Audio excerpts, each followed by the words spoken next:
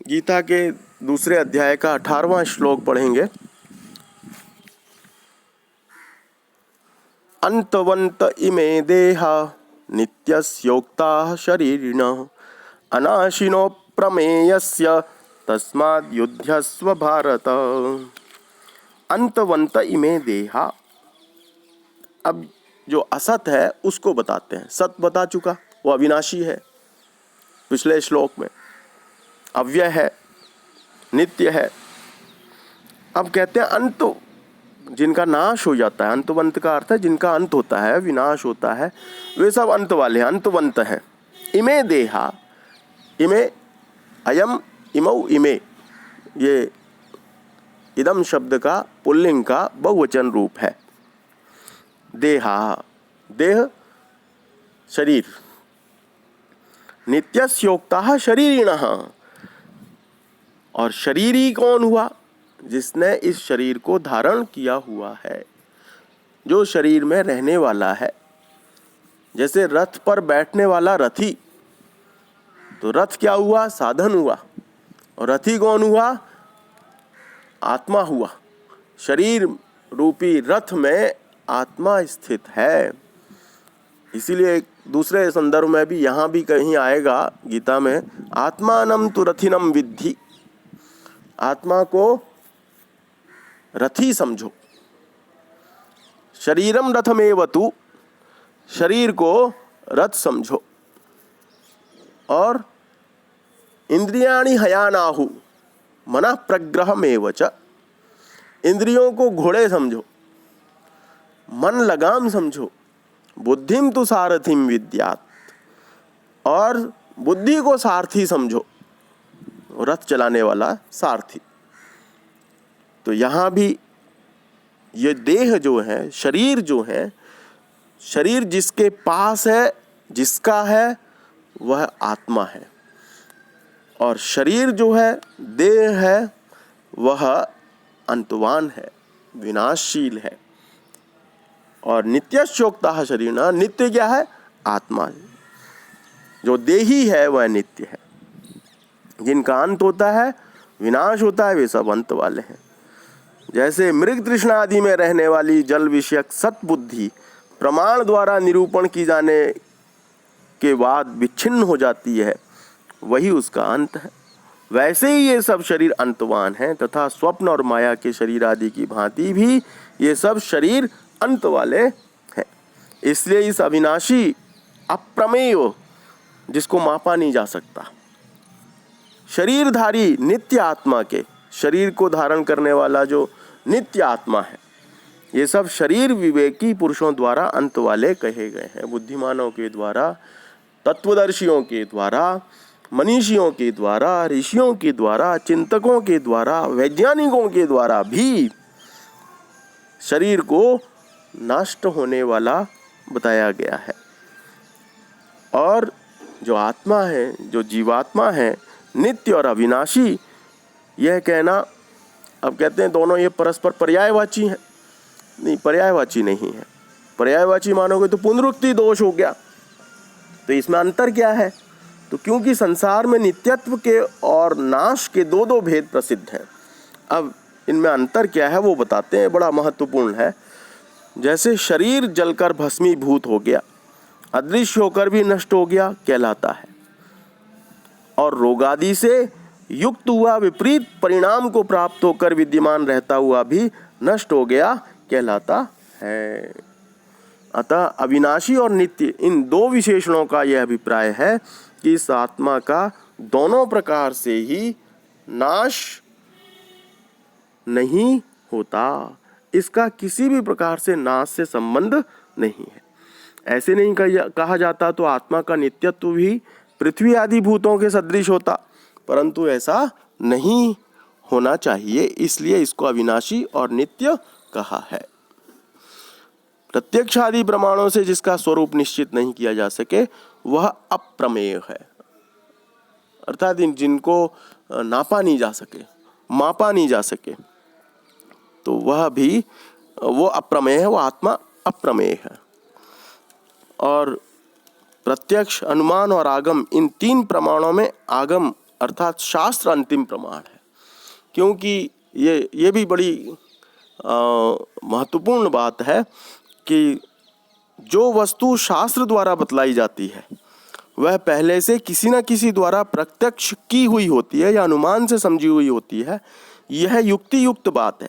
इस युक्ति को लेकर ही उपर्युक्त यह शंका है, इसका यह उत्तर दिया गया है। अर्थात जब भी शिशु उत्पन्न होता है और भाषा सीखता है, जो भी कुछ सीखता है तो शब्द से ही सीखता है। शब्द ही उसके लिए प्रमाण है। जो बोला जा रहा है, उसको समझाया जा रहा है, उस समय शब्द ही तो बता रहे हैं, प्रत्यक्ष से शब्द बता रहे हैं, शब्दों के माध्यम से बता रहे हैं। इसीलिए शास्त्र जो है अंतिम प्रमाण कहा है, वह आत्मा में किए हुए अनात्म पदार्थों के अध्यारोप को दूर करने मात्र से ही आत्मा के विषय में प्रमाण रूप होता है, अज्ञात वस्तु का ज्ञान करवाने के निमित्त से नहीं। ऐसे ही श्रुति भी कहती है, जो साक्षात अपरोक्ष है वही ब्रह्म है, जो आत्मा सबके हृदय में व्याप्त है। जिससे कि आत्मा इस प्रकार नित्य और निर्विकार सिद्ध हो चुका है। इसलिए हे अर्जुन, तू युद्ध कर, ये देहादि के मोह में मत पड़, ये तो विनाशशील है, इनका विनाश होना ही है और आत्मा को तू मार नहीं सकता। यहाँ जो भी कुछ कभी कहा, युद्ध की कर्तव्यता का विधान नहीं है, क्योंकि युद्ध में प्रवृत्त हुआ ही है वह अर्जुन, लेकिन शोक और मोह से प्रतिबद्ध होकर चुप हो गया था। उसके कर्तव्य के प्रतिबंध मात्र को भगवान अर्थात श्री कृष्ण जी हटाते हैं। इसलिए युद्ध कर, तस्माद् युध्यस्व, यह कहना मात्र अनुमोदन करना है, समर्थन करना है, विधि है, आज्ञा नहीं है। गीता शास्त्र के कारण संसार के कारण रूप मोह, शोक आदि को निवृत्त करने वाला है, प्रवर्तक नहीं है। इस अर्थ को साक्षीभूत दो ऋचाओं को बताते हैं। तू मानता है कि मेरे द्वारा युद्ध में भीष्म आदि मारे जाएंगे, मैं ही उनके मारने वाला हूँ, यह तेरी बुद्धि भावना जो है सर्वथा मिथ्या है। अर्थात दो प्रकार से व्यक्ति का नाश होता है, नाश के रूप में कहा जाता है। जैसे जब मर जाता है आदमी तो उसको अंतिम संस्कार करके उसे कहते हैं अब दिखाई नहीं पड़ रहा, नष्ट हो गया। तो ये एक अविनाशी विनाशशील पदार्थ के रूप में दिखाई पड़ता है। और दूसरा है, जब किसी को रोग आदि लग जाता है और बहुत कमज़ोर हो जाता है और बहुत क्षीण हो जाता है, तो भी कहते हैं ओहो ये तो नष्ट हो गया, बीमारी ने इसको बेकार कर दिया, बीमारी ने इसको दूसरे ही तरह से लाकर पटक दिया। तो इसलिए दो शब्दों का प्रयोग हुआ है, नित्य और अविनाशी। रोग होने के साथ जो परिणाम आते हैं, कमजोरी आती है, वह और मृत्यु के पश्चात जो देह दिखाई नहीं पड़ता जलाने के बाद, तो इन दोनों ही स्थितियों से आत्मा का और ब्रह्म का, ईश्वर का, परमात्मा का और जीवात्मा का कोई लेना देना नहीं है, कोई उससे संबंध नहीं है, ना नाश से संबंध है और ना अनित्यत्व से संबंध है। इसलिए दो शब्दों का प्रयोग किया गया है। और इसीलिए अप्रमेय कहा है, अनाशिनो अप्रमेयस्य, वो उसका नाश नहीं होता, अप्रमेय है, उसे मापा भी नहीं जा सकता, आसानी से समझा नहीं जा सकता सबके द्वारा। उसको समझने के लिए जैसे घी कैसे बनता है, वो प्रोसेस पूरा, दूध लाना है, गरम करना है, फिर ठंडा करके थोड़ा दही जमाना है अनुपात में, फिर दही जमाकर उसको मथना है, मथने के बाद फिर उसमें से मक्खन निकलेगा, मक्खन को फिर गरम करना है, गरम करके फिर उसमें से घी निकलेगा।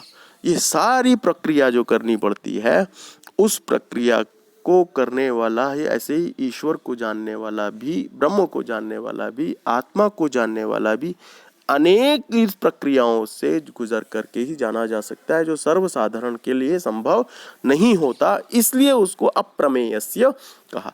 तस्माद् युध्यस्व भारत, हे अर्जुन, इसलिए तुम युद्ध करो। ये जो सामने दिखाई देने वाले जो लोग हैं वह शरीर से विनाशशील हैं और आत्मा इनका नित्य है, अविनाशी है, मरने वाला नहीं है। इसलिए तुम यदि ये समझते हो कि मैं इन्हें मार दूंगा, ये मर जाएंगे, और यदि वो ये समझते हो कि तुम्हें वो मार देंगे और तुम मर जाओगे, ये संभव दोनों ही बातें नहीं है। इसके लिए तू इस बात को ध्यान में रख। आज के लिए इतना ही बहुत है।